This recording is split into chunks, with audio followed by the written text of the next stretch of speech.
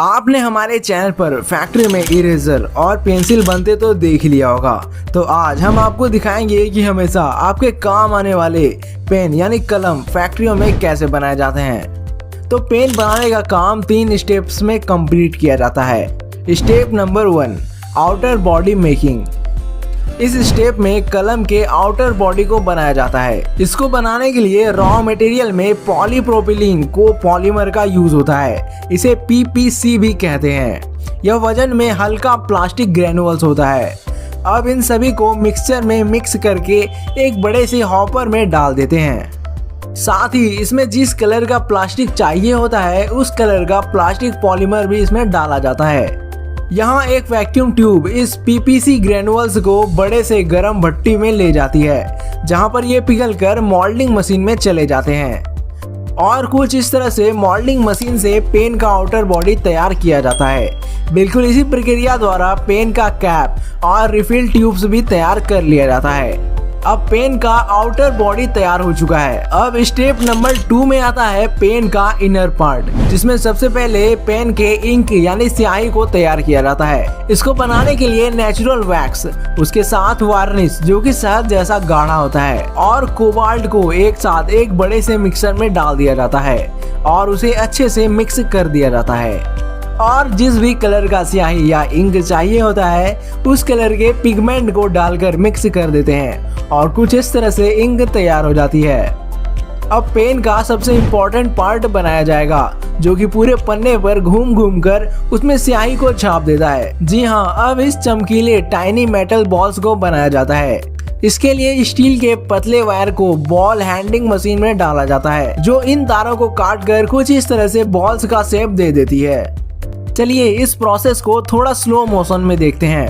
तार अंदर जाते ही एक कटर द्वारा काट दी जाती है और सामने से 10 टन जितने वजन से दबाकर उसे बॉल्स का शेप दे दिया जाता है और इसे कुछ ऐसे एकदम परफेक्टली स्फेरिकल शेप दे दिया जाता है।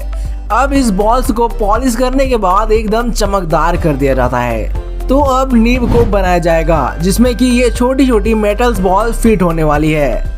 इसके लिए खोखली मेटल ट्यूब्स को पॉलिश कर उसकी कटिंग कर दी जाती है और कुछ इस तरह उन टुकड़ों को कोन का शेप दे दिया जाता है। और फिर तैयार मेटल बॉल्स को इस मशीन में डाल दिया जाता है, जहां ऑटोमेटिक ये बॉल्स छोटी छोटी निब्स में फिक्स हो जाते हैं। तो अब फाइनली सब कुछ तैयार हो चुका है। अब स्टेप 3 में आता है असेंबलिंग, जिसके लिए सबसे पहले ये इंक इंजेक्टिंग मशीन इस रिफिल ट्यूब्स में इंक को भर देती है और अब रिफिल इंक से फिल हो जाने के बाद इनके टिप पर इन तैयार निब्स को अटैच कर दिया जाता है। आपने अक्सर देखा होगा जो सस्ते कलम होते हैं वो उल्टी कर देते हैं, मतलब कि जिन्हें जेब में रखने पर वो अपने आप कलम के पीछे से उसकी स्याही निकल जाती है, जिससे हमारे कपड़े तो खराब होते ही हैं, साथ ही जेब में रखा जो भी सामान होता है वो भी रंग बिरंगा हो जाता है। ये कलम की उल्टी करने वाली घटना जिन जिन के साथ हुई है कमेंट में जरूर बताना। और ये उल्टी वाली घटना ना हो इसलिए रिफिल के पीछे सिलिकॉन जेली को इंजेक्ट कर दिया जाता है। तो अब रिफिल भी बनकर तैयार हो चुका है और पेन का आउटर बॉडी और कैप तो पहले से ही तैयार था। अब इन सभी को असेंबल कर दिया जाता है और ऐसे हमेशा आपका साथ देने वाला कलम तैयार हो जाता है। अब इतनी जानकारी दी है तो वीडियो को बिना लाइक किए मत जाना और कमेंट में जरूर बताना आप कौन सी कंपनी का पेन इस्तेमाल करते हैं। और ऐसे ही जानकारी से भरपूर वीडियोस को देखते रहने के लिए हमारे चैनल को सब्सक्राइब जरूर कर लें। अब फैक्ट्री में पेंसिल कैसे बनती है ये जानने के लिए इस वीडियो पर क्लिक करके वीडियो को जरूर देख लेना। वीडियो काफी अच्छी है।